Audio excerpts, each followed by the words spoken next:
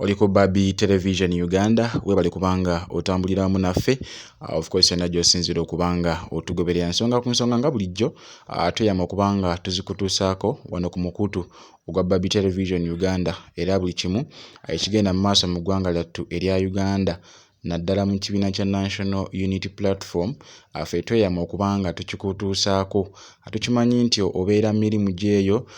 ng'okola emirimu ng'onoonya akasente akanaakubeezaawo wabula ffe ne tusalawo okubanga tukutuusaako ebyo ebibadde gy'otobadde wabula gompya atanaba kubanga osubscribinga ku mukutu guno ansabye okwate mu ka subscribe button yako subscribinge ku mukutu guno gwa Babi Television Uganda okwate ne mukade ako otekemu all osobola okubanga ofuna ka message anti tutaddeyo obubaka wano ku mukutu ogwa Babi Television Uganda. Kino nno kijja kubanga kikuyamba okufuna amawulire gonna agaba gaguddewo era tweyama okubanga tugakutuusaako wano ku mukutu gwaffe guno ogwa Babi Television Uganda gwa nkyukakyuka era n'ekigendererwa kimu kya kuteekako mawulire aga President Robert Kyagulanyi Ssentamu omwagalwa w'abangi. Olunaku olwaleero nkuletedde amawulire gano gabadde ga munda era mu kibiina kya National Unity Platform wabula nakagafuna kati era nenzija nga kutuuseeko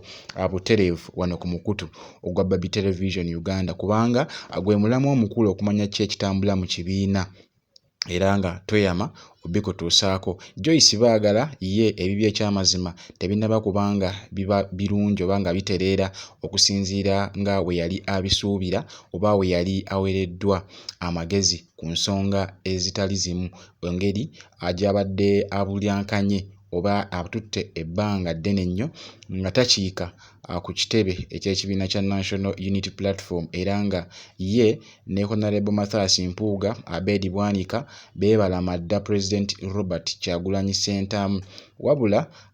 Joyce Baagala olunaku lwali lwa Monday yagenda ku kitebe ky'ekibiina kya National Unity Platform ng'ayagala kubanga asisinkana President Robert Kyagulanyi Ssentamu kubanga President yagaana okubanga akwata essimu ze nga kw'ossa n'obutaddamu WhatsApp message ze eza Joyce Baagala ze yali asindikira President Robert Kyagulanyi Ssentamu. Oluvannyuma Joyce Baagala yakola olukuŋŋaana lwa bannamawulire nga lulimu ba foot soldiers era yalukola eri mu bitundu by'Emityana ku hotelo emu emanyikiddwa nga Makan Hotel. Ababeera Emityana Makan Hotel mugimanyi, Joyce Baagala gye yayita olukuŋŋaana. We yayita olukuŋŋaana n'atandika okuwaana Mathias Mpuuga nsamba era n'agamba nti si musobya okwata $5,000,000 wabula waaliwo foot soldier ono yalikodinga Joyce Baagala mu meeting gye yali atuuzizza Emityana ku Makan Hotel n'ategeeza ba foot soldiers bano mu meeting eyo anti President Robert Kyagulanyi Ssentamu avumirira ekya Honorable Mathias Mpuuga nsamba okuweebwa $5,000,000 ng'ate yamunnyonnyola nti kaali kasiimo wabula nga ye President Robert Kyagulanyi Ssentamu n'abakulembeze abalala bagamba nti eyo yali nguzi era nga yali aguliddwa okulwanyisa emirimu gy'ekibiina kya National Unity Platform. Joyce Baagala kino n'akivumirira nnyo n'agamba nti President talina kubanga alondoola ensonga ezisusse awo. Amutegeezezza nti oluvannyuma Mpuuga olw'okutegeeza President anti nedda baazimuwanga kasiimo n'atakkiriziganya nakyo. President yavaayo n'akyanika mu ggwanga oba n'akyanika eri bannayuganda olw'ebibuuzo ebingi ebyali byebuuzibwa bannayuganda ku nsonga ezaali zitambula ku social media. Era nno foot soldier ono yakwata akatambi oba yakwata eddoboozi eryo eryalimu Joyce Baagala ng'awaana Mathias Mpuuga nsamba okuba omukulembeze omulungi ng'ate yeenyigira mu buli bw'enguzi ng'avumirira ekya President Robert Kyagulanyi Ssentamu okuvaayo n'avumirira ekikolwa ekya Mpuuga we yali agenze e Bugiri ng'aggalawo foot soldiers tournament ne we yali mu concert ye e Bungereza gye buvuddeko era nga bino foot soldier ono n'abisindikira President Robert Kyagulanyi Ssentamu era obubaka buno ODN we yatuuka wa President Robert Kyagulanyi Ssentamu ekyamazima n'atabuka obusungu ne bumukwata era President Robert Kyagulanyi Ssentamu ne yeerayirira okuwa punishment oba okubonereza Joyce Baagala mu nsonga z'ebyobufuzi nti tali kiddamu, wabula Joyce Baagala n'akitegeerako nti President Robert Kyagulanyi Ssentamu yakitegedde nti obubaka bwe yayogedde emityana oba ebigambo bye yakoonye President Robert Kyagulanyi Ssentamu bwe yakoze meeting emityana nti byamutuuseeko era waliwo foot soldier eyabimusindikidde n'abitegeera. Wano nno Joyce Baagala n'agenda n'atuukirira mukwano gwe Dr. Hildaman Mazongoto oyo Kiyaga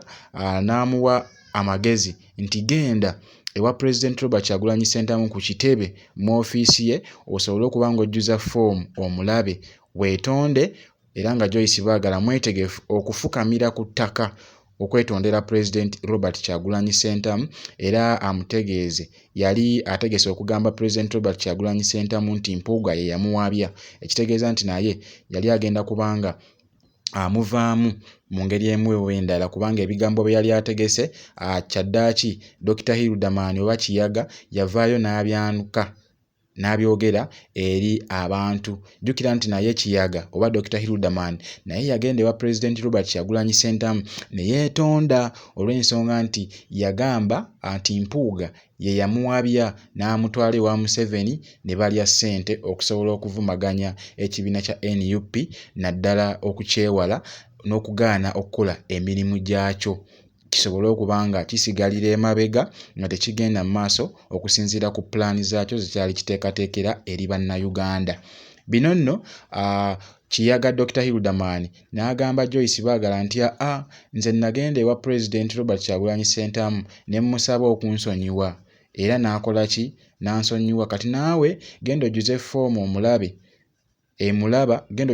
emulaba osobole okuba nga ogenda naawe weetonde, osobole okuba ng'okola buli kimu kyonna ekisoboka, n'okuba kaabirawo maziga okaabirewo Bobi Wine asobole okuba nga akusonyiwa olw'aka audio ke wayogedde mu meeting gye wakubye emityana.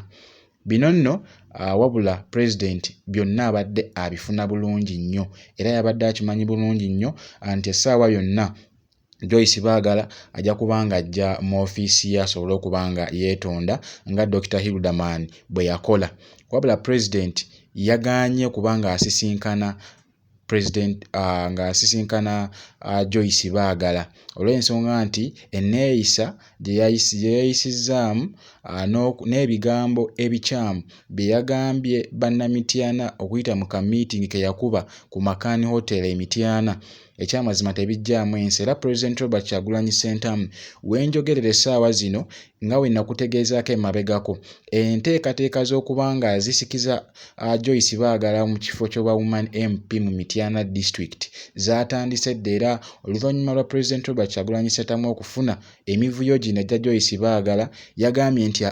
kati kankiteekemu amaanyi nsobole okuba nga mmuggyayo nteekewo omuntu anaabaamu ensa, olw'ensonga nti tosobola kwetonda ate ng'obadde tokiika na mu mirimu gya kibiina, kubanga nakutegeezako nti Joyce Baagala yasemba okukola emirimu gy'ekibiina kya NUP nga Mpuuga akyali leader of opposition, naye okuva lwe bwaggyibwako taddangamu kubanga akola mirimu gya kibiina, era bo baali baagaana okuddamu okulabikako eri ekibiina kya NUP n'okujja mu meeting za President Robert Kyagulanyi Ssentamu ze yali ayise, ng'ayise ababaka okubagamba nti bannange mulekerawo okugenda ewa Museveni okulya enguzi. Era mukijjukira bulungi nnyo meeting eyo President yavaayo n'agamba nti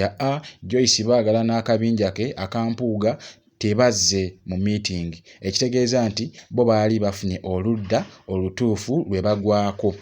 So n'olw'ensonga eyo okusinziira ku Bobi Wine oba President waffe omulonde Robert Kyagulanyi Ssentamu kyabadde tekyetaagisa Joyce Baagala okugendayo okumwetondera, kubanga yalaga dda nti ye yagenda dda ewa Museveni n'asala eddiiro, nga n'olw'ensonga eyo President ye si mwetegefu kubanga amuttira ku liiso yadde mu ngeri emu oba endala.